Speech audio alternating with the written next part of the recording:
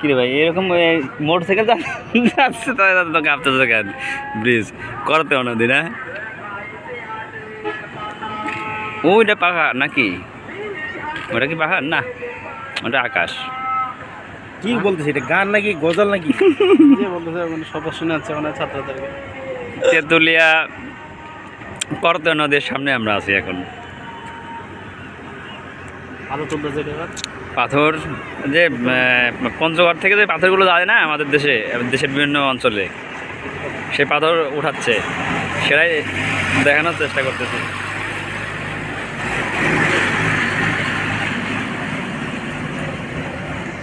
একটু কাছে থেকে দেখি।